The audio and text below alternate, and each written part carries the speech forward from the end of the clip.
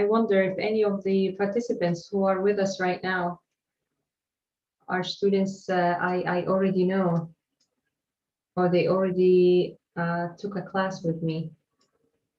Let me check the names.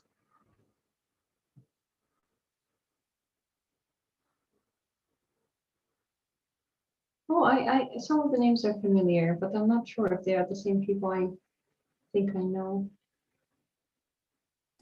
Some of them are probably. Oh, I have also a master's student here. Oh, can if imagine. she's the one, if she's the div, I know. I'm not sure. All right. What I would do is, if it's okay, I'm just gonna. Good afternoon, div.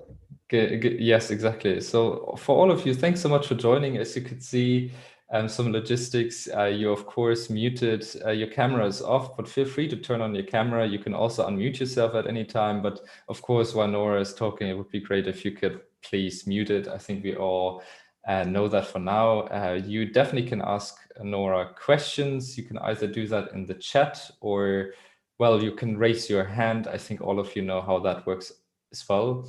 And this great workshop on customer lifetime value will also be live streamed on YouTube. We'll definitely want to give everyone a chance to see this and to see what kind of great professors and great topics we talk about. So without further ado, Nora, thanks so much for doing this kind of workshop with us. We're really excited to have you here. And of course, as you can see, we have lots of people who are also interested in the topic. So all of them are also very excited. I would give you the floor and wish you all the best for the workshop and enjoy. Thank you so much. Thank you so much, Bastian. And of course, I'm going to start by thanking the alumni, the TIU Alumni Association, the president, Bastian, and the other organizers who belong to the association. I also would like to thank everyone who's with us today on time and those who are going to join us in a few minutes. I will start by introducing myself. My name is Nora Sharkassi. Please call me Nora. And today I'm going to be presenting to you partially an introduction of a topic that I would like eventually targeting a topic called customer lifetime value or customer equity. So to get to talk about customer equity and calculate customer equity through calculations of the customer lifetime value, would like to begin with the foundation, the very foundation, which is the acquisition cost or the customer acquisition cost.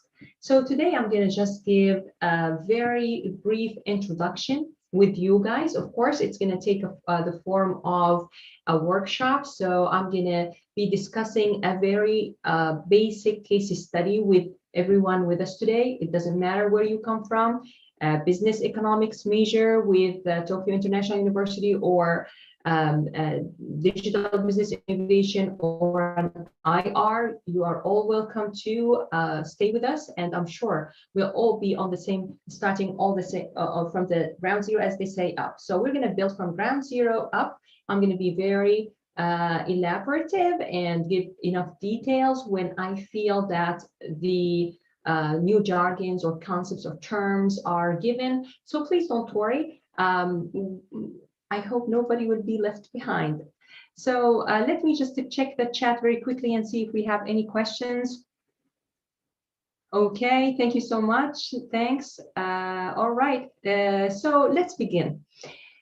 All right, so for now, I'm going to start a little bit with the case study that I will eventually discuss. Not for today. Today, we're just going to talk about the foundations, but eventually I would like to talk about WOW Telecom Company. WOW Telecom Company is the first local Senegalese company operating obviously in Senegal.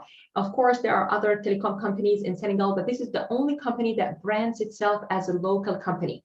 It started operations it registered and started operations in 2017. They have a very interesting story where the founder of this company was a student in the United States in New York, and then he got to know other Senegalese students bright as himself, and they just kept in touch, and they've been friends during their study in the United States, came back to his country, Senegal, and started his telecom company along with his friends. So in fact, I also would like to thank the CEO of Wow Telecom, along with the finance director as well, who helped us a lot, along with my student. In fact, his name is Fiora. He is also from Senegal. He's not from TIU. He is a master's student that I taught in another university here in Japan during a very part-time, very short part-time assignment in that university. And he reached out to me to help him out after almost a year of delivering my master class there, or my master course there. And one of the topics that I covered is customer lifetime value. And he is also working in I think he's working in Wow Telecom, or his case study also and thesis was about Wow Telecom. And this is how he reached out to me, and I got back to him, and we started working together and with the company on the customer equity calculations. As you guys know, this is not only interesting as a case study per se, it is also interesting because this case study, or this case in particular, this firm has started operations 2017, as I said, and their first acquired customer was in March 2018. And then what happened in 2020? Just recently in 2020, what happened is the Corona or COVID-19 pandemic. And there was a bit of an interesting question to ask. What is the customer lifetime value and the customer equity? What would have been the value of the customer equity if COVID-19 would have not happened? And how, accordingly, how COVID-19 affected the customer equty, and actually affected the customer lifetime value, and thus the customer equity. Of course, I'm sorry, I can't speak so long about other interesting questions of the case, because right now you don't know what is a customer lifetime value or customer equity. We haven't even defined these. So I'm going to just focus on a little information, general information for now about the case for today's meeting, but next time we're going to talk a little bit more about customer lifetime value, its definition, and all that. All right, let me just introduce the telecommunication industry a little bit, give a little introduction on the telecommunication industry in Africa, especially for those who have been exposed to a totally completely different business model, especially in developed nations. So a very interesting case study that I also used to teach is called is for a telecom company called Celtel. Now it doesn't exist. You won't hear of Celtel, but this is claimed to be the first African, or the first telecom appearance, one of the very, they claim to be the first, but I would like to say that they were the pioneers in the telecom industry in Africa. All right. So Celtel is a company that started its operation in Africa. It was very difficult. The owner, also the founder, called Mo Ibrahim from Sudan. It's a Sudanese company, and the owner had to raise capital. And it was really difficult, still very difficult to raise capital in Africa, because back in the time, now it's easier to say the truth, but back in the time, investors coming from developed countries were not seeing the potential in the customer there in that continent, unfortunately. But then Celtel was one of the companies that proved that wrong. So their assumption was, if the African worker, African individual, could put aside some money at the end of the week, because they are daily workers or weekly paid usually, he will put, or she will put, part of her money or his money mostly in the weekend for going to a bar to entertain themselves, to drink, to have some fun, they may as well put aside some of that money for telecommunication, because it's all about socialization, right? They're socializing together in a bar. They may as well put some of the money aside to socialize over the phone. So that was the hypothesis that they wanted to test and prove that there is a potential, even though the income is a bit meager compared to the income in developed countries, and they proved it right. So that was the first cell company. They, of course, operate at a different business model rather than the one that we are familiar with in developed countries, which is a contractual. Now, let me step back a little and talk about the business model of a telecom company. For a telecom company business model, you could simplify it by saying that they service either customers, individuals like me and you, but they also service clients. So there's a customer, individual customer, end customer like me and you. We're using their services on our own phones as an individual for our personal, mostly our personal purposes. But there's also clients. The clients are businesses. So these are other businesses like what? Embassies, like firms, service companies, manufacturers, and so on. So for customers during the COVID-19 pandemic, for example, it flourished. The business flourished for telecom companies, most telecom companies, because customers started using the internet through their mobile phone and at home more. However, on the business pool, on the B2B, we call it, B2C is the business as a telecom company, business to consumer, business to Nora, B2C, business to you. But B2B is business to business, it's for clients, directed to clients. So the B2B side got hurt because some of the businesses that telecom companies are servicing went out of business during the COVID-19, or they halt or reduce their packages, or so the business kind of got hurt on the B2B side. So it was interesting for me to work with them on the customer equity, which is actually the client's equity, because we were focusing on the B2B, which is the part that got hurt during the pandemic. All right, let me just check the chat a little before I continue, if there's any questions so far. Thank you so much for introducing yourself. Thank you so much. We have so many nationalities. If you allow me, guys, there's from Vietnam, we have from Germany, we have Japan, we have Nepal, we have Indonesia, and many others. Thank you so much, guys, for writing to us and introducing yourself. We have also current students as well as alumni. Thank you so much for coming, guys. All right, so Celtel apparently is one of the pioneers in the telecommunication company in Africa, and they made it possible in Africa because they changed the business model. How so? It's a prepaid in the B2C. For some of you who's probably familiar with prepaid, it is about buying credit beforehand. Contractual or contract-based is you have a contract and you pay monthly within the specifications or the characteristics of your contract. But with prepaid, what happens is you buy a card, I think, and you redeem it. You kind of scratch a card. I'm not sure exactly how it works nowadays, but I think things probably got better. But it's still in Senegal.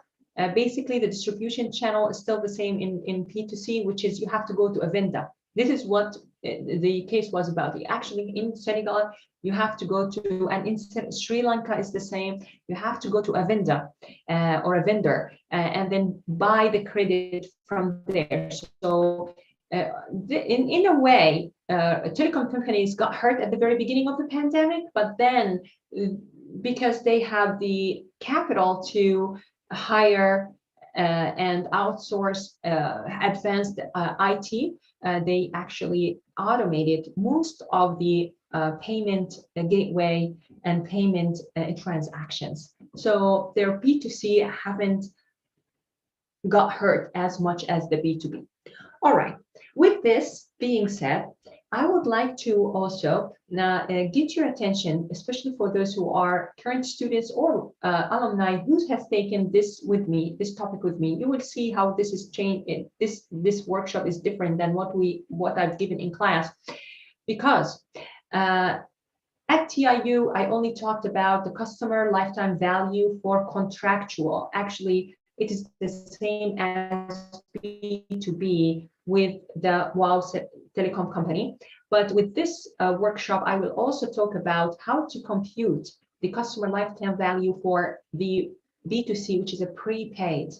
There are other marketing model or other mathematical model, if you would like to say, that we use to compute the customer lifetime value for non-contractual basis. So for today's meeting, I would like to talk to you, or would like to work with you on the customer acquisition costs, which is, in our case, it's the client's acquisition cost, because we're talking about businesses. And the next time I will talk about the computation of the customer lifetime value for a contractual basis. Okay. All right. So this is the plan, the future plan. Today we talk about acquisition cost. Next time we're going to talk about the break-even analysis, which is also an intro. A basic intro of the customer lifetime value.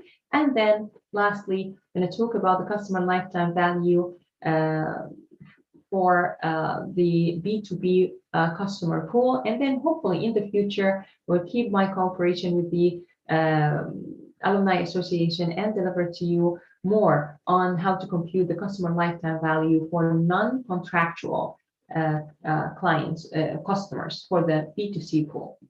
Okay, so let's begin, shall we? Let me just check if we have any questions so far.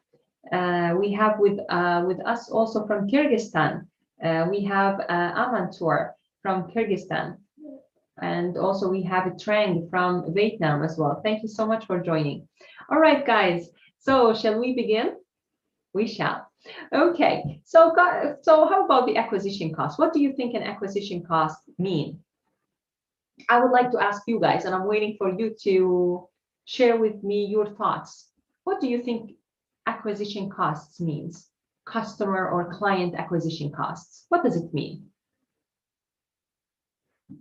You'd rather chat? You can actually speak cost of acquiring new customers. That's correct.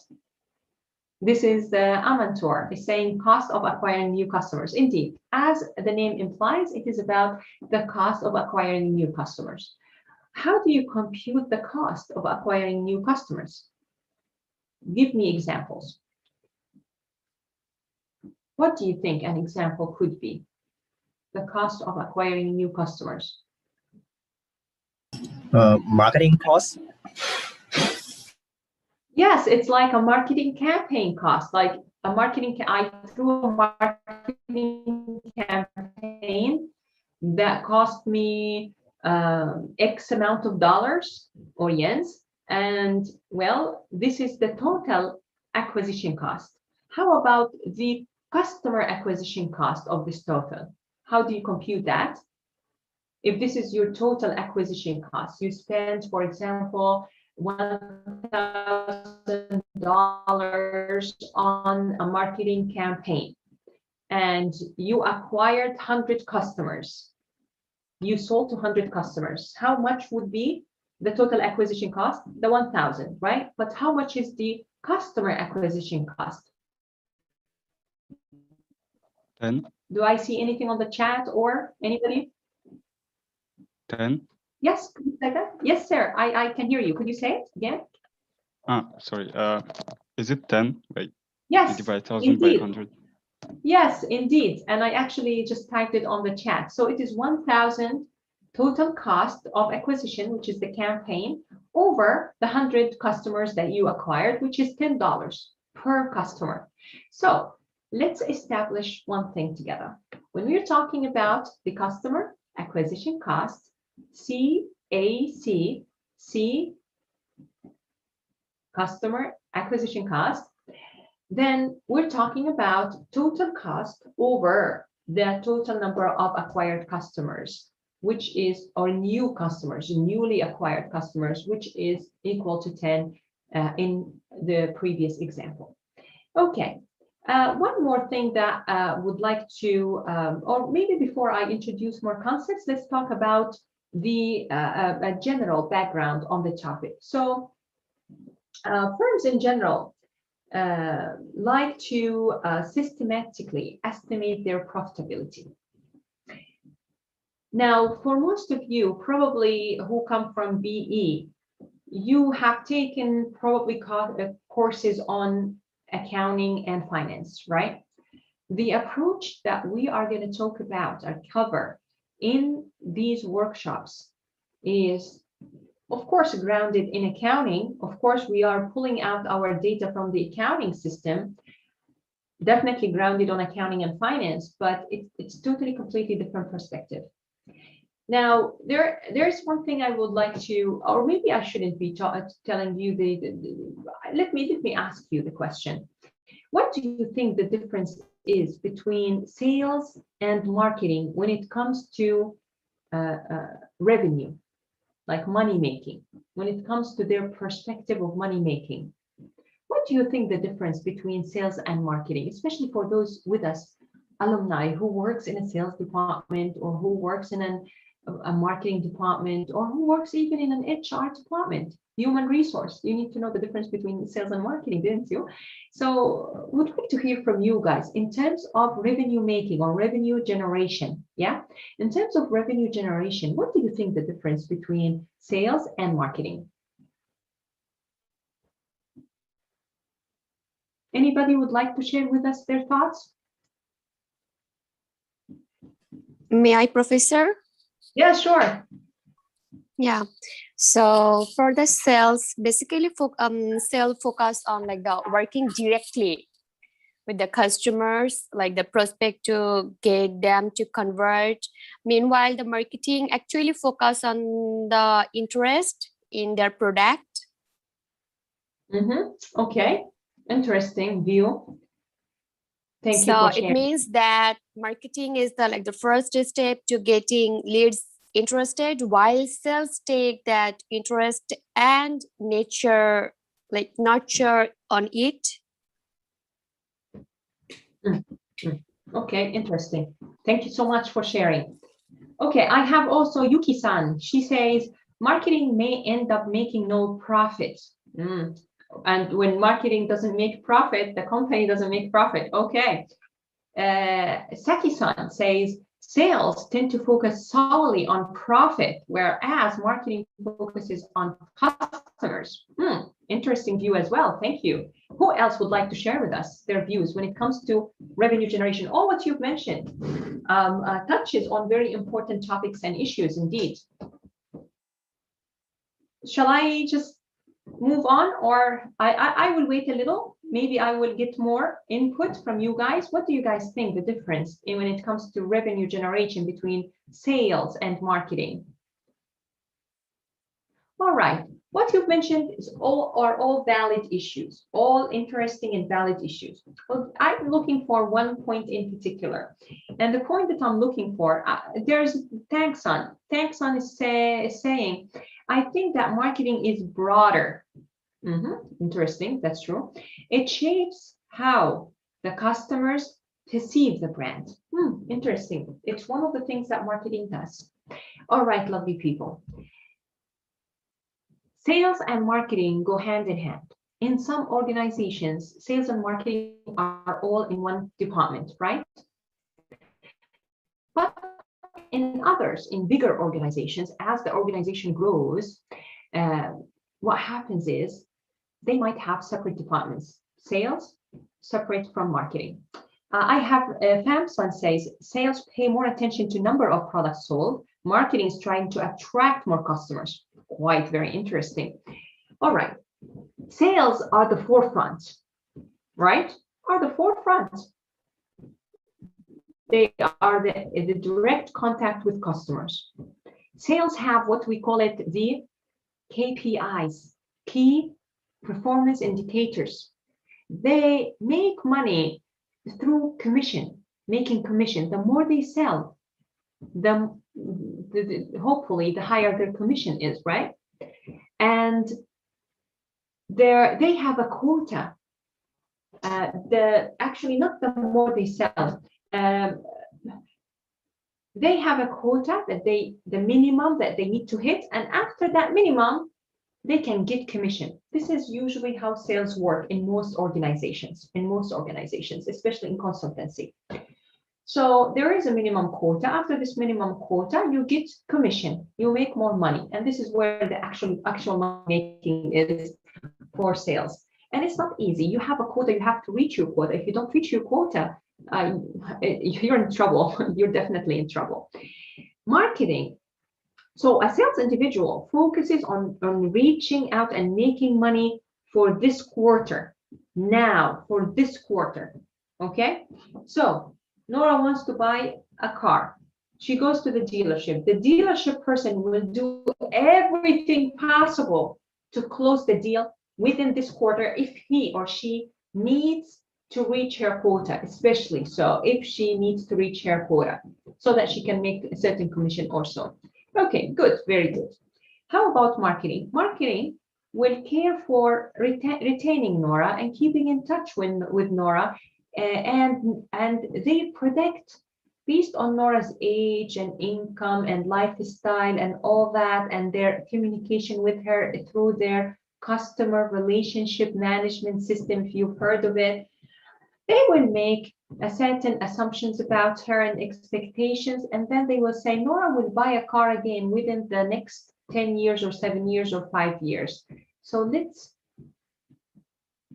communicate a little bit closer with her then when she's about to buy another car, and let's treat her good because she might stay with Toyota, for example, and buy another Toyota. So this is what marketing focuses on. Basically, sales focusing on transactions now.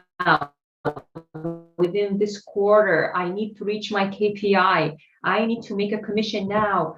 I really care less about Nora buying in the future, in the very far future, in 5 or 10 years from now. Okay, good. If the marketing department can make Nora come back and buy from us, of course I will be happy. So I really care about Nora and treating Nora well as a customer and all that. But I really care now. I want to make money now to reach my quota now. So it is transaction based within a very short period of time, within a very short and very not very distant time zone or time horizon. Sorry. However, when it comes to marketing, marketing focuses on the future. Of course, it focuses on sales and making money right now and hitting targets right now, but also focuses on the future. So this is a very simplistic example on one of many differences. Of course, some of you said marketing is the umbrella within which sales, customer relationship management is, and customer intelligence nowadays. If you guys heard about customer intelligence, and some of the alumni with us today maybe heard of customer intelligence or customer marketing intelligence or marketing excellence departments. So these are new departments that have space basically on big data analytics and forecasting and so on. And actually they deal with this kind of computations and calculations, the marketing excellence, marketing intelligence, and so on. All right, so I hope now you understand that one of the many differences between sales and marketing. And this point is very important for our future or next workshop when we talk about the customer lifetime value, the customer value for the future, Nora's value for the future. Not only for the car example, but let's say that Nora is not a very good example. Let's take Saki-san. Saki-san is a very young fashionista. She buys clothing all the time. Nora, she buys clothing only once a year. Let's say when she has time. It's time. The problem is time.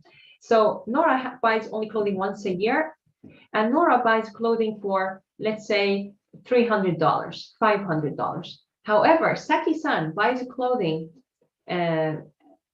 within a year, buys clothing 10 times a year.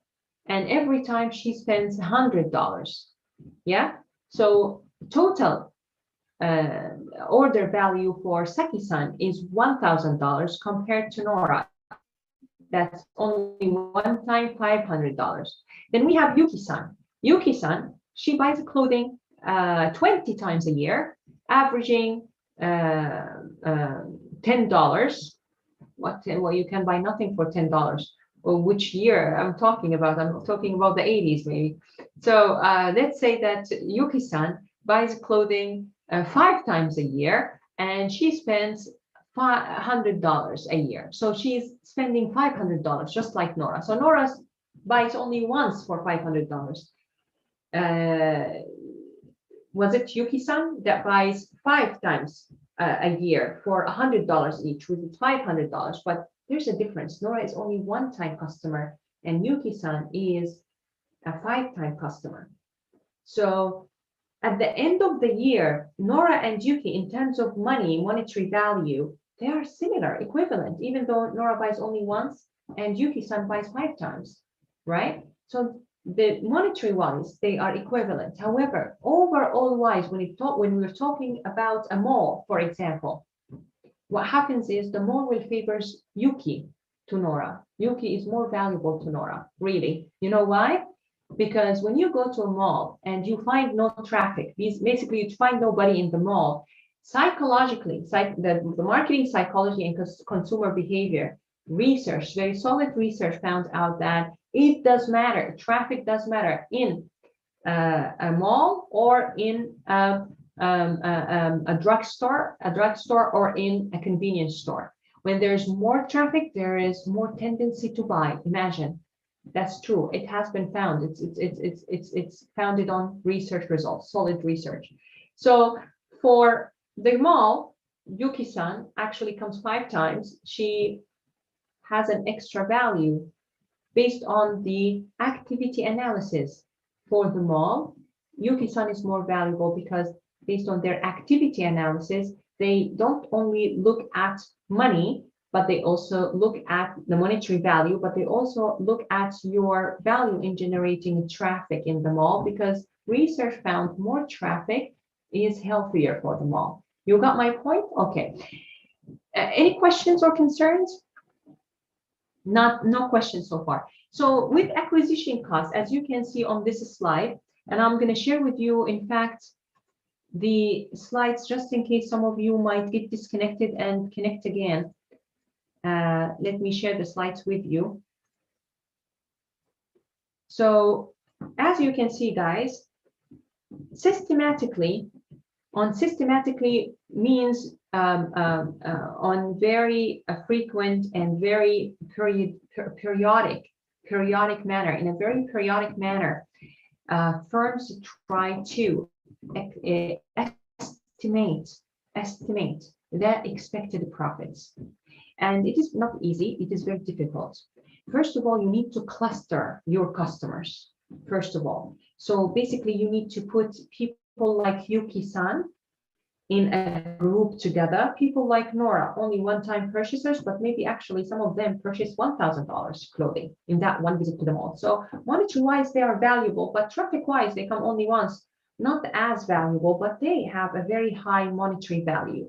There are customers like the fashionista, the Yuki-san. Was it Yuki-san or Yuri-san? Let's say Yuri-san. Yuri-san is a fashionista, and Yuri-san likes to come to the mall, or she comes to the mall 30 times a year, and she spends about $10,000 on clothing and other items, including services and dining and all that. Every time you come to the mall, you might buy a smoothie, the least, if not dine there and anyway. So basically, you need to do a clustering, what we call it the clustering. So you need to identify the group of customers and also identify the activities. Here, I have it over here. Identify the activities that defines what profitable means to you. All right. So profitability could be profitability directly through the monetary contribution to that profit, or to making that profit, or to profit making. But there's also other values. For example, social media. If you're a fashionista on social media and you're telling people, I bought it from this store or this place in that mall, and it is here and there, or there's guys a discount in the mall this week and all that, and this is the items I just got from the mall. So definitely there's an word of mouth, electronic word of mouth, which is what an influencer could share with their followers, or a little tweet, or a little picture on their blog, or. So definitely there are different factors that form our definition of profitability. Let's talk about IR, international relations. Same happens with international relations. For example, if you are working in an election campaign, what happens in an election campaign? Of course, you need to group your audience into people interested in supporting you for reason A, for reason B, for reason C, and start from there. Try to understand what activities that matters to you. These, like for example, this group cares about building a hospital. The other group cares about rehabilitating a sports center. So for you, each endeavor will cost you a certain amount of money, right? So which one have a certain number of followers that you believe that this cost could be could return profit or desirable output if you pay it, if you actually rehabilitate the sports center or a school, or if you build a whole hospital and hire people and for example, as a government. So definitely everything has its cost and its merits, I would say, in IR. Is there anybody in IR would like to give a better example that you think that could be also an analogy when we were talking about an acquisition cost, other than an IR can actually throw a campaign that costs a certain amount of money and expect it to get us a certain number of votes? Same. Yeah, anybody has any interesting example that would like to share with us? So one of the simplest examples is like you working in an election campaign, and you have to spend certain money for advertising in the election campaign or for public relations in an election campaign, and you are expecting certain number of voters to actually vote for you, and eventually you win the election in that county. So the first step is for us to know exactly what's the context. What does that mean also to me? That means that whatever we're going to discuss together in this seminar could be effective and helpful in other scenarios, but with certain tweaks, certain adjustments. Yeah, with some adjustments, it will fit into your context, and then you could benefit from it. All right, so acquisition cost, we talked about it. Response rate. What is a response rate? A response rate is the positive response rate that we care about, is when I spend certain dollar to get you a certain advert exposure, I would like for you to, in fact, place an order. Placing an order is what I define it to be, a desirable action. And this is what I will gauge or compute my response rate based on. Prospect. Who is a prospect? A prospect is different than the customer. Exactly how we started at the very beginning. There's a customer, individual customer, and there's a client. He's also a customer to me as a business, but he's a client because he's business entity, not a personal entity, a business entity. Over here, we have a prospect and we have a customer. A prospect is the potential customer, not my customer yet. meaning she never bought from me before. She never been my customer. I've never reached out to her wallet and got some share, some wallet share. So I haven't got any wallet share from her. She's never paid me for any service or any product. But she could be my customer. She's a potential customer. So she's my prospect. Yeah. While a customer is a person who has paid me for a service, who bought a product from me. So this is my customer. So already have a history with me. A person whose potential is a prospect. A person who already have a purchase history with me is a customer. Let's begin with our workshop work. I hope that with this intro, we have enough knowledge to work together on this example. I shared with you guys the PowerPoint presentation. You could find this example also on the PowerPoint presentation. Let me share it again with you so that you can have a look at this example. This is a very classical example that I always cover in my courses, which is about the catalog retailer. It's taken from Harvard Business School, a paper. It's kind of like a tutorial paper from Harvard Business School. Of course, with some adjustments I made to it, I am sharing it with you today for copyright purposes. So we have an example, as you can see. I will give you about a minute for you to take a look at it so that you can digest it.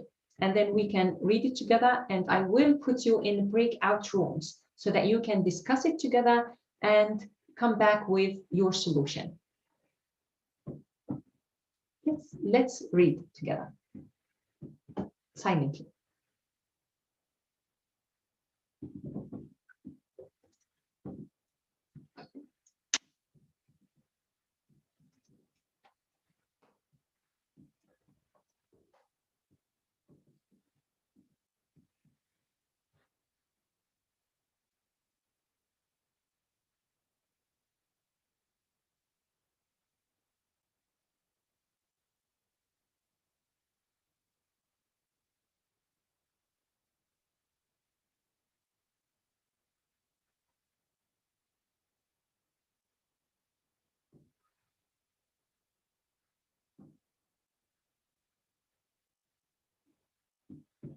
All right, let me retell the example to you differently in a more friendly manner, okay? Nora has a kids clothing business. Nora would like to sell her kids clothing to customers. Let's say it is in a countryside, yeah, where customers are expected to be less likely familiar with online, and they are more familiar or more, even here in Japan, actually, customers in the countryside. I worked in Niigata for a while, in a very kind of not very remote place, but in a place where I can tell you that some of the it's normal for customers to say, what is Amazon? Oh, you buy online? No, I don't buy online. And probably some of the Japanese participants with us today will say, yes, this does exist in Japan, not in Tokyo, not in Saitama, not in Chiba, not in Tsukuba. I'm talking about areas like Niigata, maybe Nagoya, and not also the cities, but also a little bit farther away from the cities. They will be like, what? It has happened to me multiple times. What is Amazon? No. I don't buy anything online. They say something like that, and they still, in fact, use the catalog. Even for students here with us today who live in Japan or in the United States, I'm not sure about Europe, but in Japan, in the United States, we still have many of these flyers or pamphlets. We call them catalogs, in fact, that they keep them in our mailbox, hoping that we actually can open it up and know more about this business and place an order. Could I ask for our participants coming from Europe, if you still receive these pamphlets in your mailboxes in Europe?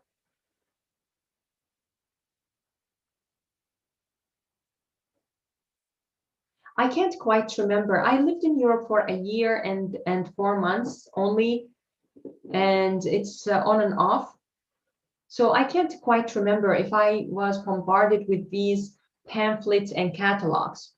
However, here in Japan, we still receive these pamphlets, these paper-based catalogs that businesses hoping that you could place an order through them, right? So this is still happening even in the United States. So here's the thing. I sell, let's say, a niche product, which is kids clothing or maternity related also items.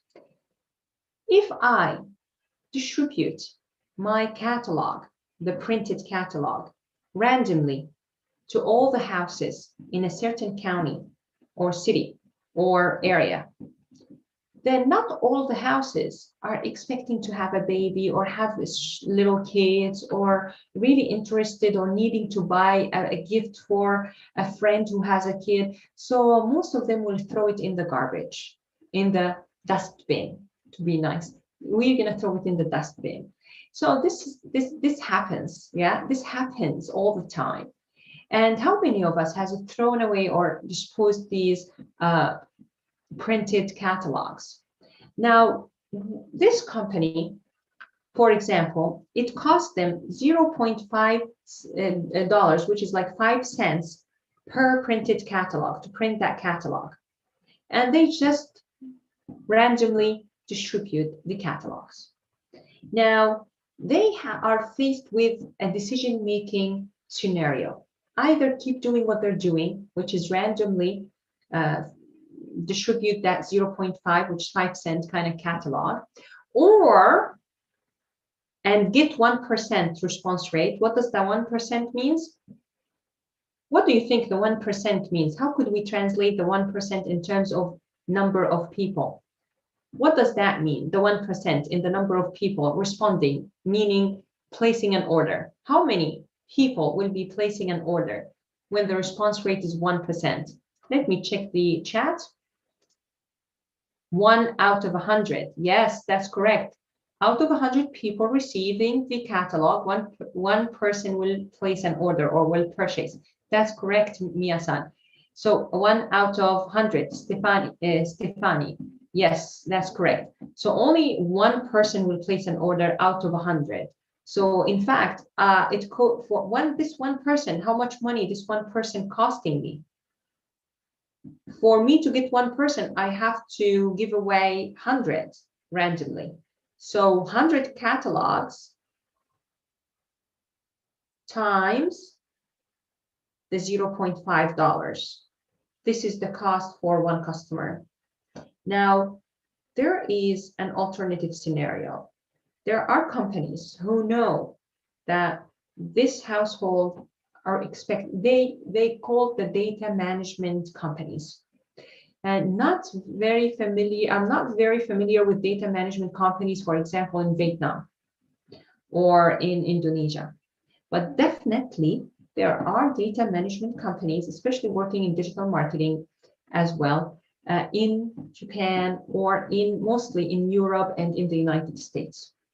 These companies have a huge amount of data. You pay them certain amount of money, and you can know information about your aggregate data. You will know aggregate, or you will know information based on aggregate data. What does aggregate data means? It will mean, Nora, how many participants came to your seminar today? I will say 32. I will not tell you, and his son came, and my son came, and Stefani's son came, and blah, blah, and Yuki, and I won't disclose the names of the participants.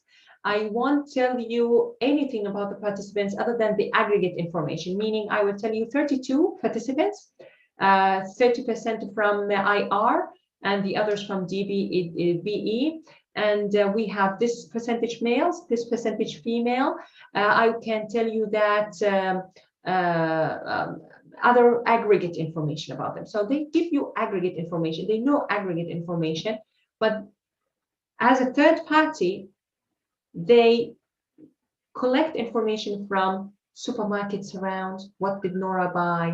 If Nora bought certain items or stopped buying certain items, like Nora is a smoker, I'm not a smoker, but let's say that Nora is a smoker and she stopped smoking and she stopped other things, for example, alcohol, then maybe there's a high likelihood that she's expecting, for example, or she started also not buying certain items or buying certain items, for example, certain creams for maternity and all that purposes, then the system here will signal that Nora is for example, pregnant or expected or expecting or. So basically there are data management companies that have a hold or have access to this data in aggregate. They don't know Nora.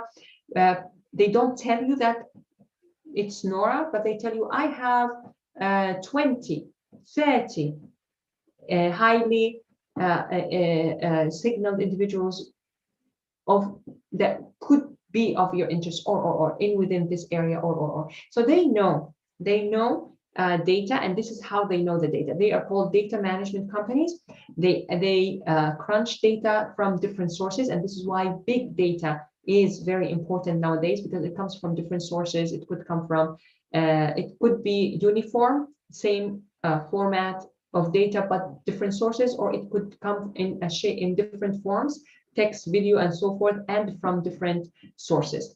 In any case, let's say that there is a broker. This broker knows about a hair area, and she knows that, you know what, for your business within this area, targeted area, and within this time horizon, I think I could, this is what the question is saying, the scenario is saying, I think you could rent names. This is the industry, the way that the industry says it. You rent names. I'm not going to give you the names. In fact, I will charge you 2 cents, $0.2, yeah, for me to distribute your catalogs so that, you know, you can get a higher response rate and you can reduce your cost. Basically, when you're getting a higher response rate, a response rate of 4% means for the 100 that we're sending out, you will get 4 orders, hopefully minimum. So you will get 4 orders. So this is our promise to you. Shall you take my offer or not? This is the question to you guys. So your routine business is that you are in fact sending 100, you're getting 1, and each catalog costing you $0.5. You now have to make a decision whether to do business as is or to enhance your response rate and get 4 orders out of the 100 that you send. But the 100 that you send are no longer costing you only the $0.5. They are costing you the $0.5 and the extra 0.2. So basically, each will cost you 0.7 instead of 0.5. Shall you go for this or not? Imagine how the situation can get more complex. You have 2 brokers. One broker is telling you 4% response rate and extra 2, and another telling you, you know what, I'll give you 5% response rate, but you have to pay me extra 3.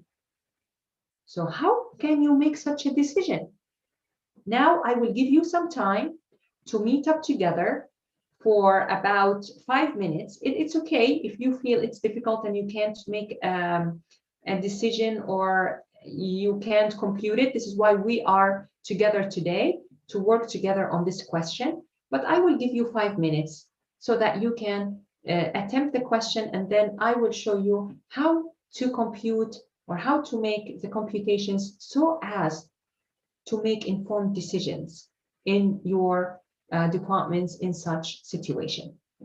So if you don't feel like communicating in a breakout rooms, then don't join the breakout room, okay? It is optional. This is not a classroom setting. I would like you to be comfortable and to stick with me until the end, hopefully. So if you feel like, I would like to meet up with other students and discuss things together, I will form now a breakout room, okay? If you don't feel like it, don't worry. You don't have to do anything. You just stay with us, hang around, get some water. It's only 5 um, 5 minutes. Great.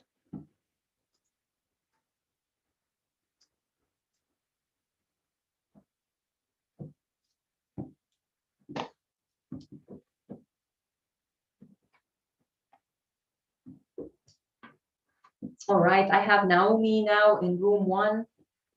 I have Kim also in room 1 with Naomi.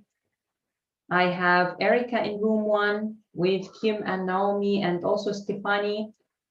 I have Famsan and Junsan in room 2. And I have Jeremy, Lee, and Kwan in room 3. And in room 4, I also have Mia-san and Sabrina. And in room 5, I have 5 participants. So room 5 is kind of full now. And we have still some individuals are still not joining any room, so it's okay. Let me time now until 4 o'clock, so you can attempt it yourself, or you can join your breakout room.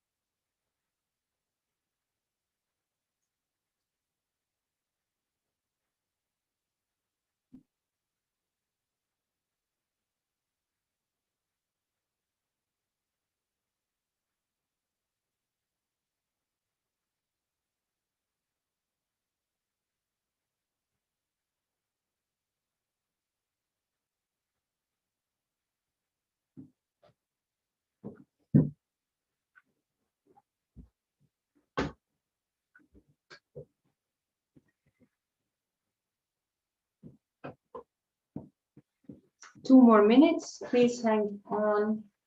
Just 2 more minutes, and then we will all come together to discuss the solution.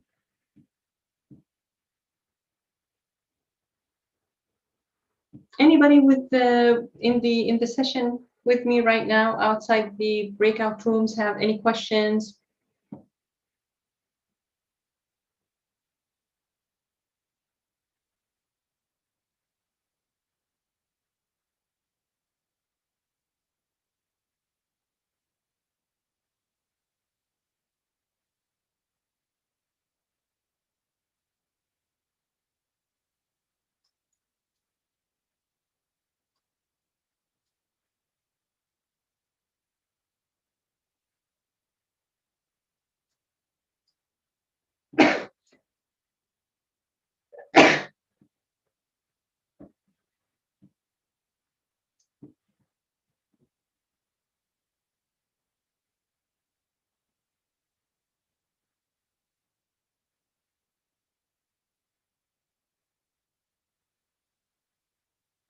All right, let me call them back in.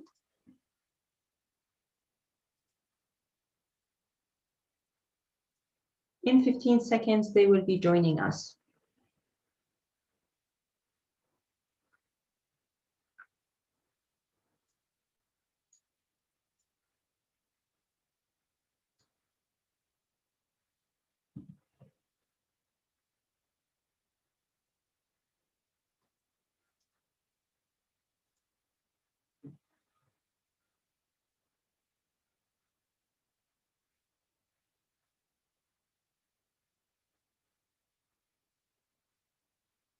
Okay, so Famsan has a question, a very interesting question. In the process of making decisions, how do we know the response rate of the selective mailing method? All right, this is the way that things is being done. Selective method is done through a third party. This third party is called a broker. The broker works with a data management company. This data management company has access to different sources of data about individuals living in a certain area, either through digital or through the point of sale systems, and or through their credit cards information, also spending. So what happens is they crunch this data, or another third party crunch the data, and they work with that third party so that there are certain advanced algorithms that gives you an estimated, expected. If you notice, guys, from the language used in the question, the retailer estimates, you see the word is very carefully chosen. Estimates is an estimate.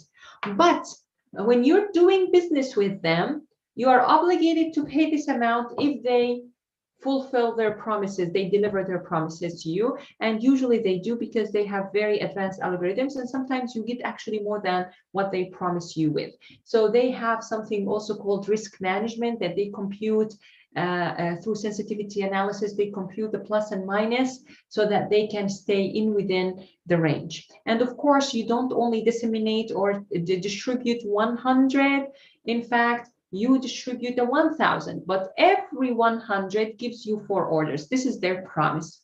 I hope that answers your question. And it's not based on one time that they've done it before. It's based on so many times that they've done before. And what matters to them is their algorithm. Their algorithm is there, and it could actually work on different contexts. Yeah, so it could be people expected to be in the process of buying a house, or applying for a credit card, or a business wanting to sell to customers who are expecting a baby, or. So that's a very interesting question. So in countries where there are very advanced data management companies or data management platforms in the digital marketing world, then this kind of business happens. Also, this same example, we can also look at it, and I can rewrite it in a different way. For example, you are selling your product in your shop, and you have only one shop, like a papa mom shop. So you have one shop at the corner of the street, but then there is it's a jam. You are very good in making jam. You got your grandma's recipe. It's awesome jam. And you actually have good sales, but there is also a mall that sells organic or, and yours is organic because you actually grow the ingredients in your yard, and it is organic. And well, let's not say organic, but local market or local farmers, because organic needs a certification and all that. Let's just say local farmers kind of product. Then what happens is they tell you, okay, you can rent a shelf. This is how retailers do it in supermarkets. They rent you the space in a shelf. So you can just rent a shelf for a certain amount of money. So you need to compute and we promise you, or we expect to sell this and this and that, or you expecting to sell this much, or this space is just, let's say 1, 2, 3, 4, maybe only suitable for 5 jars of your jam. So this is something in comparison. What other example for this could be? I could also give you an example when mostly in distribution, like you have the cost of goods sold, and this is why I have the cost of goods sold on my slide. So you have the cost of goods sold, and then this is what it costs you to manufacture, to make the product and deliver it to the customer. And then there is extra cost, which you could incur, like marketing costs. And this is one example of marketing cost, the cost for a broker to actually enhance your response cost, or the cost of you hiring an intern and for the intern to make an advertisement or make a poster for you, or to sell more. Hopefully you are thinking that if I do this, then I will sell 2% extra, 3% extra. So these are what we call it in marketing or business goals, setting up goals. Goals supposed to be smart, not smart in a sense that they should be smart, the goals, but they should be specific, manageable, what else? Actionable.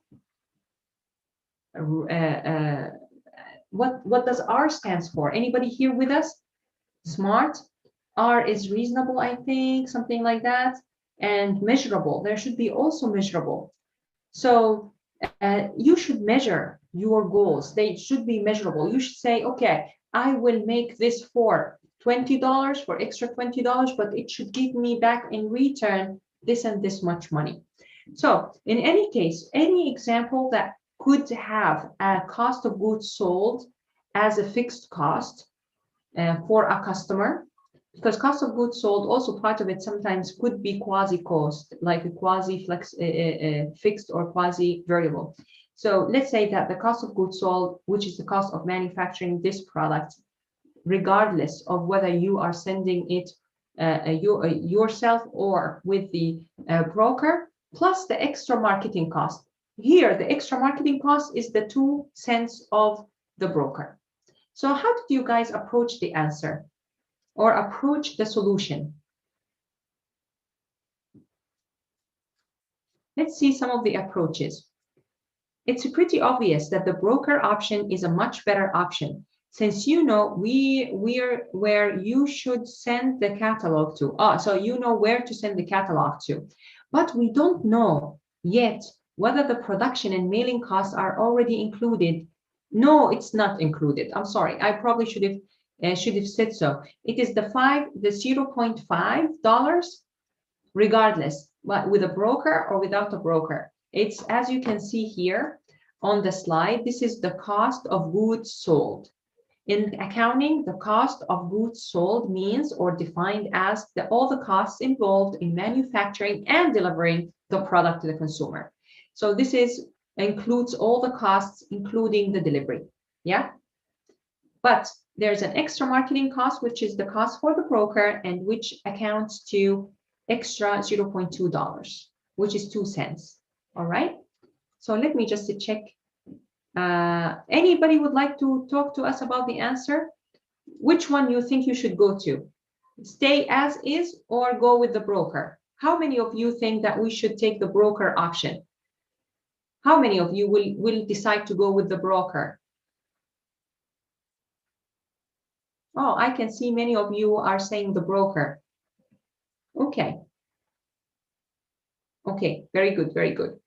Of course, this answer is based on the assumption that the average order value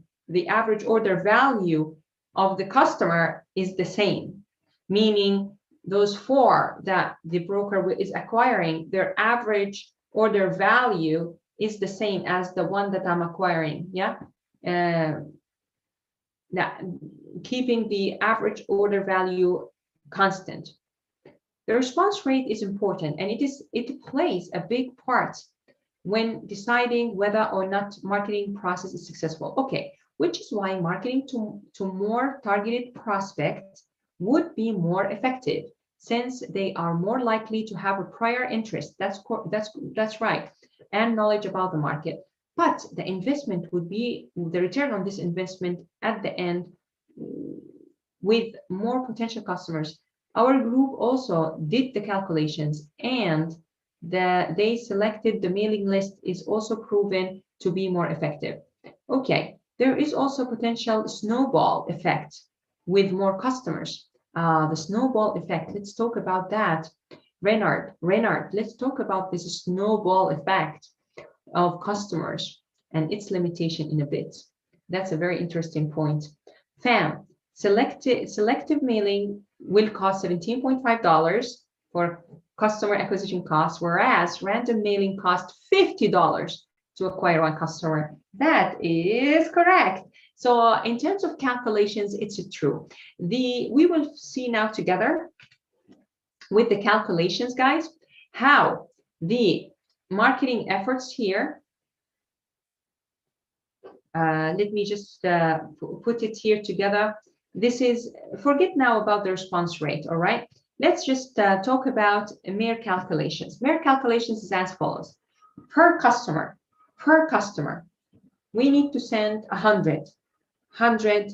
I don't know why I put 4%. No, I'm sorry. So for each 100 catalogs that we're sending out, we are going to get one customer back. So 100 times the cost of each is 100 times 0.5 over acquiring only one customer. That will be 100 times 0.5, which is $50 per one customer, because it's going to be divided over one, right? On the other hand, we will have 100. The 100 are costing, each is costing 0.7, which is going to end up being $70. But this $70 will bring me back 4 customers. So it's going to be $70 over 4. And this is where we're getting the 17.5. So this is when I give my students this assignment, I usually tell them to do it like behind the envelope kind of calculations, because it does make more sense. 100 times 0.5 is $50. $50 will get me back one person. So it's $50 per one person. 100 times, it will cost me, instead of 0.5, it will cost me 0.7. So 100 times 0.7, this will cost me $70. The $70 will give me back, or will return back, or the result will be 4 orders, 4 individuals, 4 new customers. So that will be $70 over 4, which is going to end up being 17.5. In marketing fancy formulas, that will be put, as you can see on the screen, guys, that will be put as cost of sending a catalog, which is 0.5.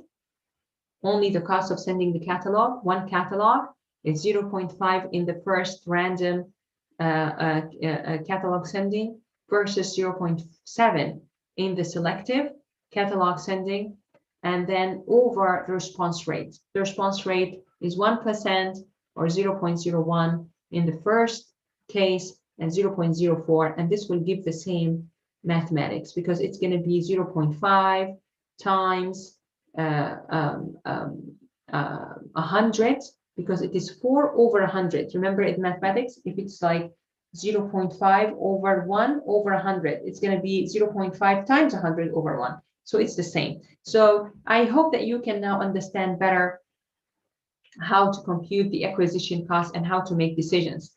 So right now, I asked you a question. The question was, what if another broker tells you, I will charge you 3 cents for 5% response rate? Will you go for broker number 1, which is the broker for $17.5, or for the broker who promises 5% response rate for an extra 0.3 rather than 0.2. How do you do the calculations? Would you like to try it now together? Like, would you like to do it on your own now that you knew how we computed? So let me put in the chat. We have third broker. Third broker is telling you, all right, if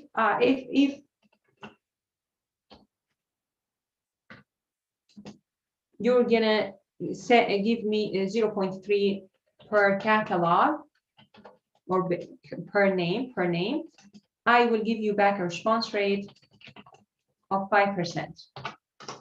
How would you compute that? Would you go for broker number one, which is the broker for $17.5, or this broker? Do the computations.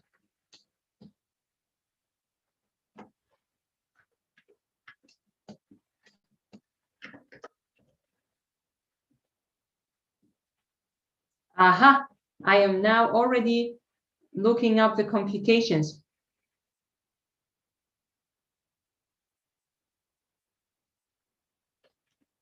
So which one will you choose? The third broker, the new one, right? So I shared with you guys now my calculations, which is you are actually, it's going to cost you 0.8 over 5%, and it's $16. Or you can compute it in a very naive way and say 100 times 0.8 over 5, and that will be equal to $16. So definitely you will go for the paying more, which is 0.3. Pay 0.3 per name to get 5% response rate rather than paying only 2%, right? 2 cents extra and get 4% response rate. So in the scenarios, now you can, I'm sure you will face similar scenarios in your workplace where you have to make similar decisions. Yeah, I can see here that we have Reynard saying, yeah, it's cheaper. That's correct. All right, guys, now that we talked about the solution, let me conclude here with certain remarks about digital marketing, guys. Because nowadays, most of you are interested in digital marketing. Before I jump into that, let me just tell you that the response rate could be also computed sometimes as the demand per the book, or demand per the book, or subset of customers has certain demand. As I told you in the very beginning of my lecture today, that we have customer segments or customer groups, and each group has certain demand. We expect Yuri to come to the mall 5 times because because our data, our aggregate data, show that based on a certain point system. Why do you think that a point card? Why do you think that most of the businesses or malls give you a point card? It's very important because then they can know that from your application, from your application, they will know where you live. They will know if you are male or female. They will know your age. And then they can map out your purchases, your historical purchases together. And then they can build a model about you. Like, if there is a high likelihood that if a person gets in the mall found to be a female in her 20s, early 20s, barely like 2021, and all that she's going to be a frequent visitor to the mall. Of course, you got the energy to go to the mall, and also buys more in sales, for example, or in certain holiday times, or. Yeah, while a person in their late 30s, for example, or approaching their 40s, they're busy individuals, they go to the mall only once, for example, and they spend more in that one visit, but they come only once or twice in a year, or 3 times or 5 times versus 50 times or. Yeah, so there are certain calculations and certain different other variations of formulas used to compute the response rate. All right, let me just jump into, these are also other additional comments that I already given to you. I would like to a little bit talk about the marketing funnel for you, just to have an idea, a little bit, a very small, brief idea on digital marketing.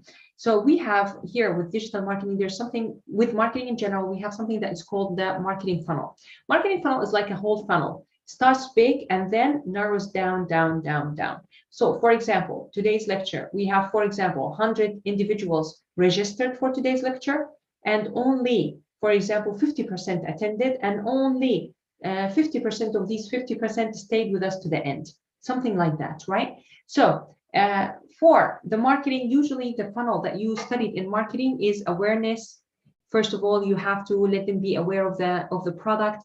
After the awareness of the product, they will be considering whether to buy it or not, knowing more information. In the consideration state, they usually look up information, the customers and all that. And then eventually you would hope for them to convert from a prospect to a customer. Now, do you understand why I gave you the definition of a prospect at the very beginning? Prospect is not my customer yet.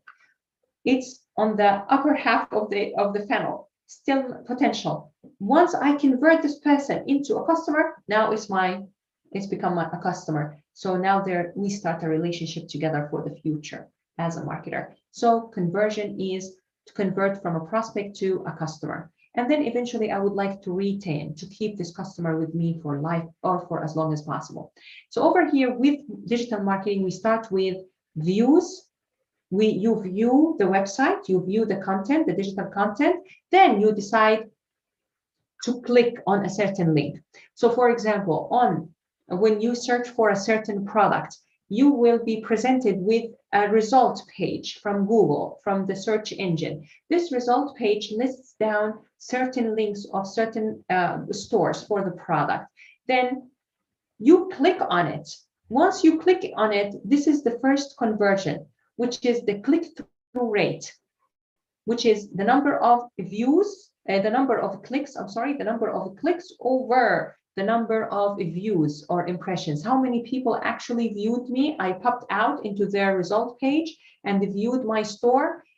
And this is called impressions or views. And how many actually clicked on my link and visited my landing page or visited the page that that links to that link. Yeah, that the link links to it. So this is the click-through rate. Also, after the click, they place an order. Not everyone clicks and lands on my page. It places an order. So this is where we call it a funnel, because it starts big. Usually the number of individuals viewing my link is bigger than the number of individuals who decides to click, bigger than the number of customers or the number of prospects who decide to visit and then eventually to actually place an order and to stay with me and so forth. This is why it is funnel shaped. So usually we have clicks over impressions or over views, and this is the click-through rate. And then we have number of converters or those response rate. This is the conversion rate is the same as the response rate. So this is why I wanted to give you the information in a separate slide. So for those who are not aware of digital marketing, this is where the response rate in the offline world is actually translated into a conversion rate in the digital world. So from now on, when I speak, and I'm not going to talk for too long, so if you hang out with me, it's going to hang on with me, it's going to be only 5 minutes. So guys, when we're talking about the offline world, it's going to be a response rate, but with the digital world, we call it a conversion rate. And I will finish in a bit. So for search engine optimization, SEO, with search engine optimization, of course, you are going to spend a big amount of money enhancing your website in such a way that it will build up or it will highly ranked by the search engine, for example, by Google, because it has enhanced the graphics. It's linking to very trustworthy websites and so on. So you spend a lot of money fixing the structure, the skeleton, the structure, the silo structure of your blog, as well as the links, initiating and building links with other websites so that you are more visible, you are more trustworthy, yeah, and associate yourself with very trustworthy websites. Also, fresh or evergreen content, we call it, or fresh content, organic content. You are the first a writer, narrator of the content, and so forth, which is something really difficult and very rarely happening. Even with me, sometimes I have to rely. It's through our academic work. Unless we actually do the interview ourselves, we can't claim that this information is ours. We always have to have a reference. And this is why I also have a reference over here. And at the very beginning, I said that this is motivated by a tutorial from Harvard Business School. And over here, I have also the link where I got this information. So it's okay to copy other data, but also to give a reference to it so that you will maintain your ranking and so on. It is expected to cost you about 4,000 to 10,000. They say this is called a web FX in the United States. They say it will cost you around this much. This is what they are charging customers, and about 1,000 monthly to actually get the traffic. So over here, we're talking about our response.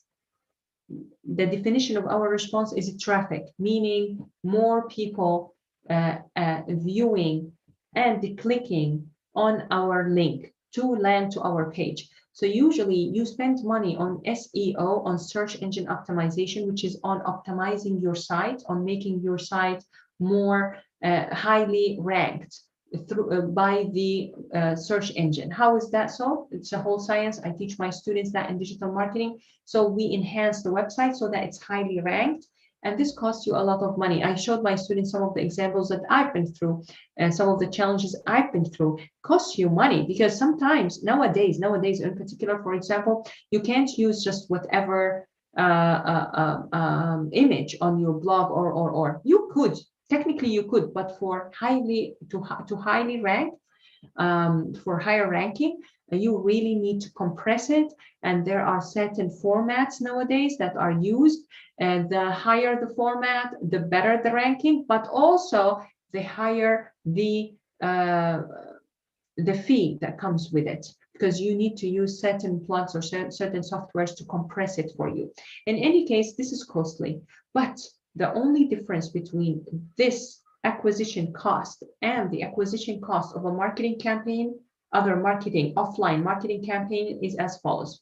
With offline marketing campaign, that's it. I send the 100 catalogs and I get 4 customers or 1 customer for one time. With the search engine optimization, my website is highly ranked.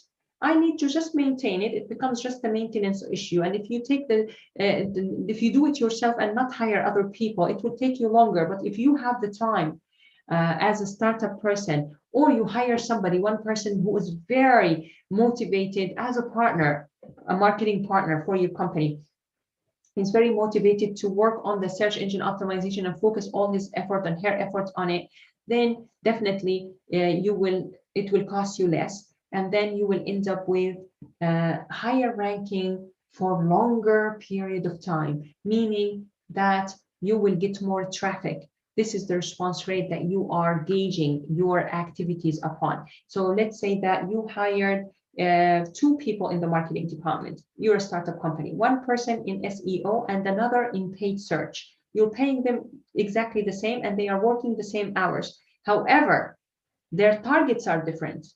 So for the SEO person, the search engine optimization, you are gauging how much money you are spending on that employee and how money he's spending in terms of hours on that task per a certain time horizon, versus or divided by the number of traffic, the traffic volume. We don't usually say the number of traffic, we say the number of visitors of your website, or the volume of traffic, or the traffic volume.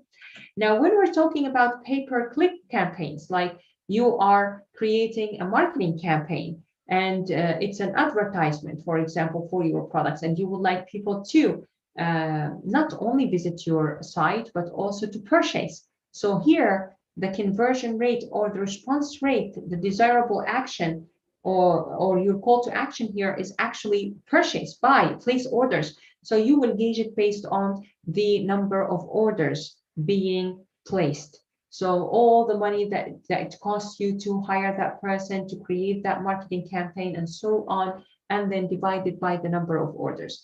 One of the differences between offline and online is that offline, even though it has what we call it a carryover effect, What is a carryover effect? Carryover effect is that Nora launched a campaign, okay, and the campaign for 1 month, but and she acquired customers within this 1 month. But don't you think that there are other customers who's been exposed to my marketing campaign within this month, and that also affected their decision to make a purchase, but they actually placed the purchase a day after that 1 month, 2 days after 1 month, a week, within a week after that 1 month? Don't you think that the campaign has an effect over it? Do you think that this could be modeled mathematically? This is one problem, marketing modeling problem. It's called the carryover effect of the marketing campaign. So you carry on a marketing campaign within a certain period, but its effects are carried over a period of time, like a week after the campaign is over, and so on. So this is with offline, and the same with the pay-per-click online. Nowadays, YouTube, Google, Facebook, they all have certain modeled incorporated in within their reporting system, and they also take into consideration the carryover effect. Make sure that you read how they define the carryover effect, and they actually you actually know how they do the carryover effect, so that you know what is the period of time that they specify as a carryover effect. However, in offline, also there's a difference between pay-per-click and search engine. We still see search engine optimization has a longer effect on the traffic and the traffic coming and visitors coming into your site versus the pay-per-click, which is almost, the pay-per-click is like the offline marketing campaigns. With this, I'd like to conclude, and I will now receive some questions until we can probably call it off in like 10 minutes. I can receive some questions in 10 until 16:45. I'm happy to receive questions and answer them if I can. Oh, thank you so much, Yuki-san. You can leave, of course, and I will see you later. Anybody has any questions or would like to add anything from their experience, or any of you guys work in organizations that you think that this acquisition cost is done differently or similarly, would like to share with us their experience?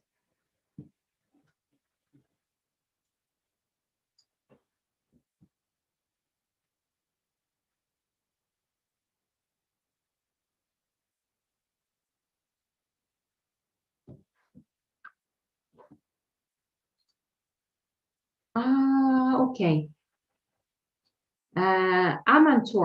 Amantor is asking, can you recommend the best applied marketing modeling analytics course or book with R or Python? In fact, I am writing my own right now. I am using a book. I use a book. Amantor, can I ask if you took my course in marketing modeling? Have you taken my course in marketing modeling? Not yet. I'm second-year student, and I have to take like prerequisites, right? Big data and analytics course. Okay. So I give a marketing modeling course, and in the marketing modeling course, I discuss different models with within a book that I teach. You know, as a teacher, I have to rely on solid references. So I use a book, and I can share the book with you. So if you could send me an email, I'm going to send you my email. Let me actually freeze my background on the first page, on the first slide, so that you can see my email. If you guys have any questions that you would like to send it directly to my mailbox. Any other questions? I can share with you a step-by-step book. So it helps you with your knowledge in marketing modeling, but I also teach the course, and I look forward to seeing you there with me. But the course is not this fall. It is not this spring. It's in fall. So fall 2021, I will give the course. Oh, thanks. Also, in this course, do you teach like the implementation of the algorithms for you know, In this models course, that I you don't teach? even teach R and Python. I focus on the model itself. So I teach Excel. And with Excel, I feel the students can see how it is being done and the calculations step by step. So I use Excel, and as you know, nowadays Excel could incorporate a Python code within it, right? Do you guys know that the new Excel, you could actually write Python code in it? Look it up on Google, and you will see how you can incorporate Python code within Excel. So I like Excel. I like worksheets with students because then we don't take it as a black box. I don't, even in my big data and analytics course, I don't teach algorithm. I don't teach the technique in a black box. I tell the students, for example, clustering. I tell the students what is k-means clustering, and it's based on the Euclidean distance. And I show them the algorithm, and then I show them a better version of it, which is next. It is the k-median. The k-median is based on the Hamming distance. So we actually not dive into mathematics too much, but I introduce what is the Euclidean distance, what is the Hamming distance, how are they different, why are they different, why do we use this better, why is this better, and how it is better, which step in the procedure is actually alternated so that it made the algorithm better. So I'm the kind of teacher, probably I don't teach, don't have the time to teach many techniques in my course, but the techniques that I teach you the in and out, and I show you how the technique has progressed in time. So yeah, the book that I will share with you, you send me the email. It's actually a step-by-step, and it shows you the model, the skeleton of the model, everything about it in detail. Who else have any question that I could answer? I have a question about SEO. Can I also rely on organic search for a personal website? Of course, SEO is actually for organic search, because SEO, you don't pay the browser, you don't pay the engine, the search engine. With search engine optimization, it is for organic search. So organic search is me searching a product, but for you to highly likely enhance your likelihood of showing on the top page, there are little certain things that you could do, but this little certain things that you could do range in a spectrum of little certain things to more advanced things to more costly things. It depends. It's like how far you would like to stretch the band, how much you'd like to stretch the band. You can stretch the band a little bit and get this much traffic, stretch it more by paying more money, paying more effort, putting more effort in there, and time and effort and money and all that, or stretching even farther to get more traffic organically. Organically means that they actually initiated the process of looking for you, of finding you. So they initiated this process on the browser. You only made your site more viewable by enhancing its quality. And it's good for you, and it's good for the browser, for the search engine. Let me see if I can answer other questions. Amantor, please send me the email. And what are the requirements to enroll in digital marketing course? Don't worry, there's not much requirements.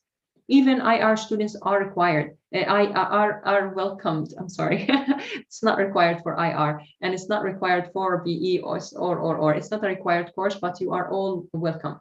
Let me answer this question. Does a research like a survey on customer demands and needs could help in more sales or more engagement towards the customers?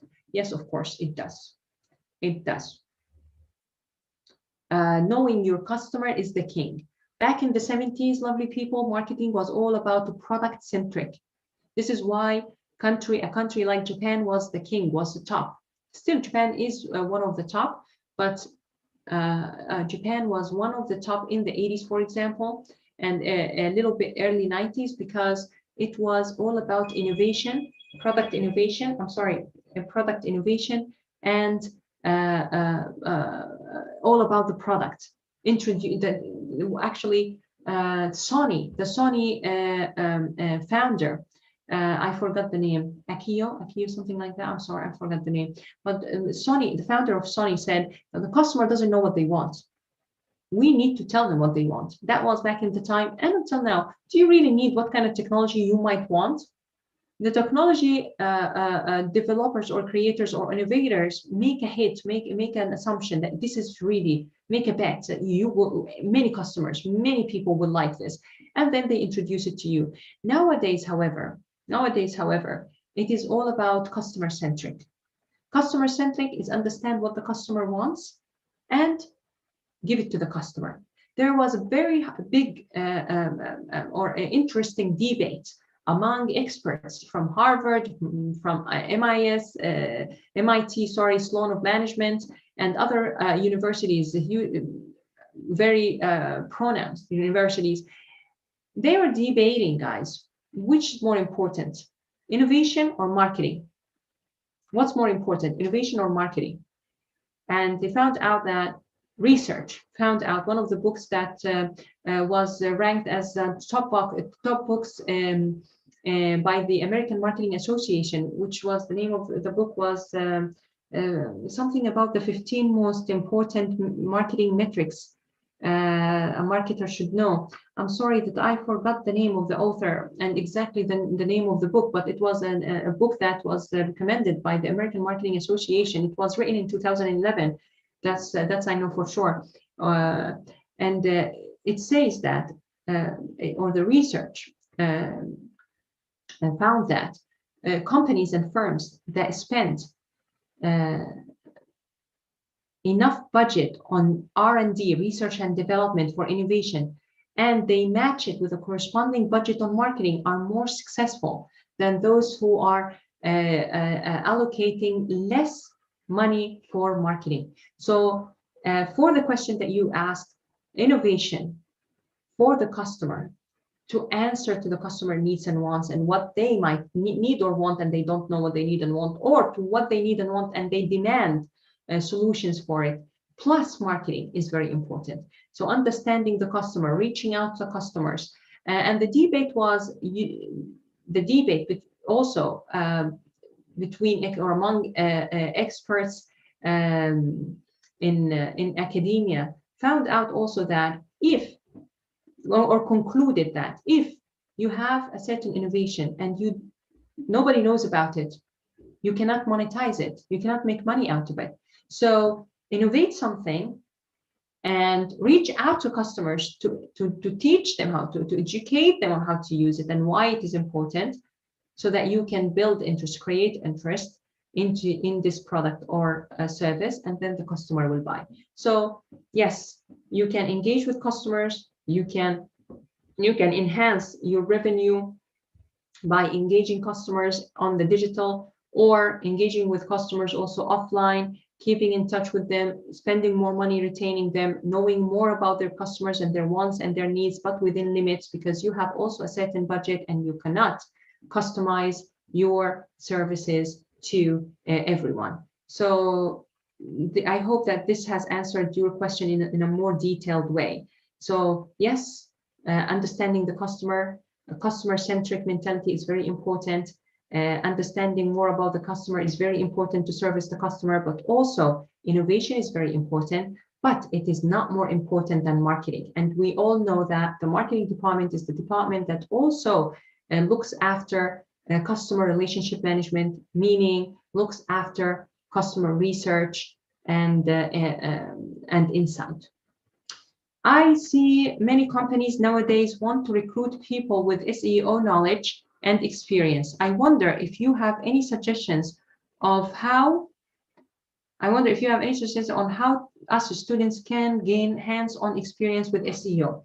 Okay, first of all, Mia-san, I need to know if you are from China or from Vietnam or from the United States or because China, they don't use Google, but otherwise or elsewhere, let's say, they use Google. So I would say, first of all, understand what's your target employer, where is it, which country, and then understand which search engine is more used in that, is more popular in that region. And then if it's Google, for example, then of course, beside you are welcome to join my course, which is a free course, but also we start from the very scratch with SEO. We start with HTML, which is the language that is used behind the scenes to develop the website so that you can understand the basics. So when you read it or you take a look at it, you don't feel scared of it. At the very beginning, you would be so scared, but then slowly, when I explain the main things and the structure in only 1 or 2 weeks, then you would feel like, oh wow, that's not that bad. I'm not scared anymore. I understand what this is, and then you can start to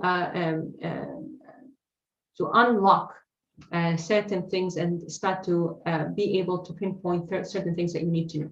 Now, this is number one. So know which search engine you want to work to focus on, because every search engine reads the internet, reads the webs differently, and has certain standards, has certain standards that ranks the website upon it.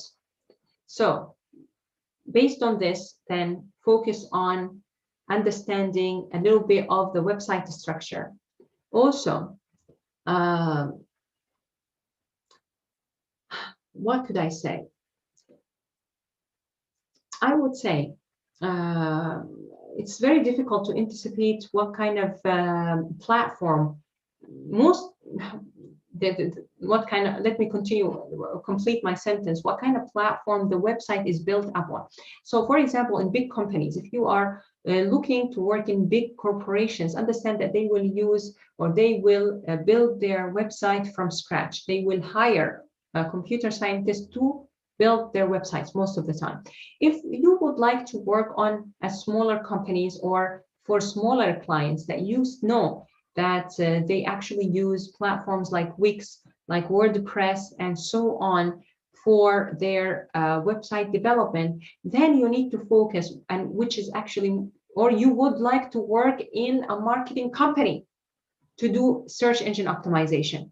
So if you work in a marketing company, you will have to service multiple clients. Then you also need to focus on WordPress, Wix, and other platforms. You don't need to study the platform per se. No. What I meant is you need to focus on the plugins. There are certain plugins that we call it a plugin. It's like a little application that you install into your website, into WordPress or Wix, and this plugin helps you enhance your SEO. It's actually so smart. It's based on machine learning that is so smart, like Yoast plugin.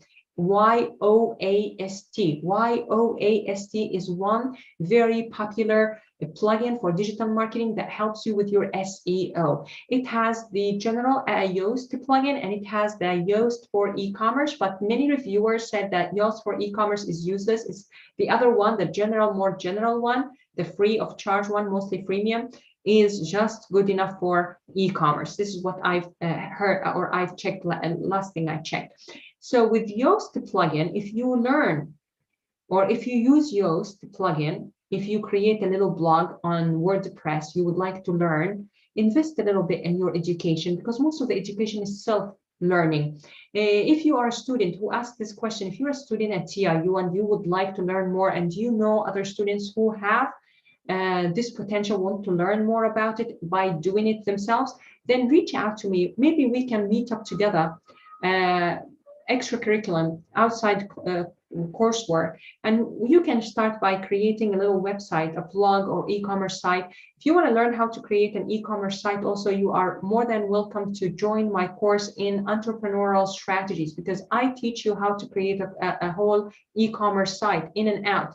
So you will learn and you will create an e-commerce site, and then once you have the site, you can use the plugin, which is the Yoast plugin, and learn more on how to improve this site, the SEO of this site, the search engine optimization. The Yoast plugin will tell you, Nora, write the title correctly. Nora, give me a meta tag. Nora, do this. I'm sorry that you don't probably understand these concepts right now, but if you take also my digital marketing course, you will understand it better. So I usually tell my students who are on a track for digital marketing, please take my digital marketing course. If you want to specialize in digital marketing, do not forget to take my entrepreneurial strategy course, because it's all about creating a business which is an online business, an e-commerce business. And then I will always refer to what we covered in the digital marketing course, and then we can build on our knowledge and the practice.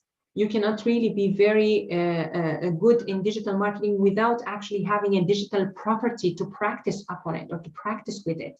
So this is my advice, to create your own digital property, which is an e-commerce site or a blog. A blog will be more difficult because you have to always come up with a fresh content unless you are genuinely a blogger. So this is why I focus on e-commerce, because it's business slash also digital slash digital marketing. I hope that I'm being useful. The second way also to do it and to approach it is to there's a list of forums and blogs like Neil Patel, Neil N-I-E-L Patel.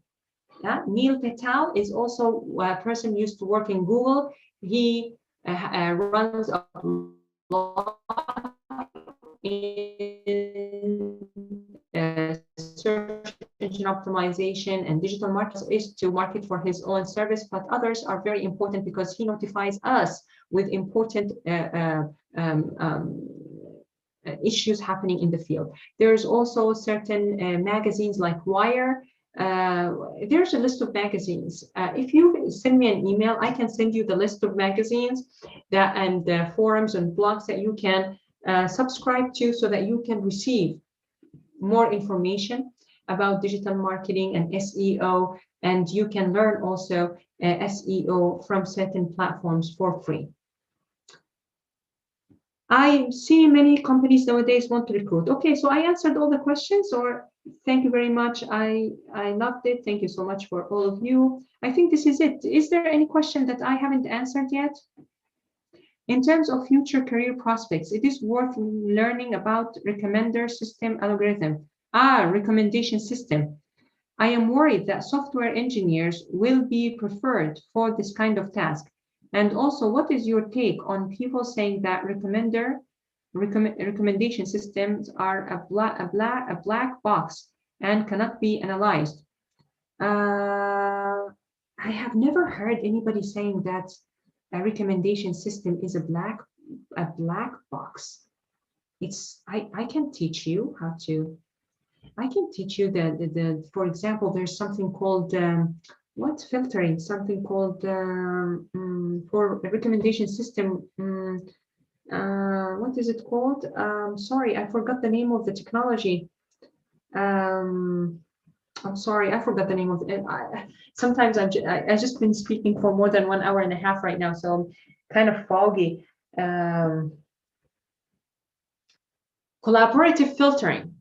So collaborative filtering, for example, is an algorithmic technique that is very well known to many people.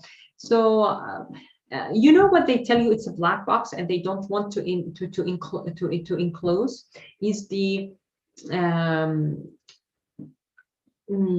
the models that they build about their customers, that they don't want to tell you how does it really work, or how do we recommend a certain advertisement for Nora on Facebook. They don't want to tell you all this information that they know. They don't want to tell you how much do we know about our users on our platforms. But the algorithm itself, yes, it starts like a black box because it's patented and it's hidden, and nobody wants to tell you how they did it. But eventually, academic individuals, they have to send a patent.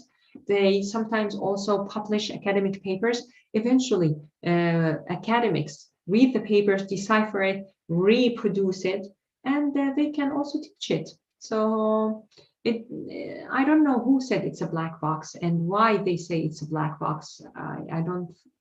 Nothing is a black box forever. So I don't know if I answered your question as anticipated. All right, so right now it's actually 5 o'clock. So our 1 hour took us 2 hours, which were very interesting 2 hours.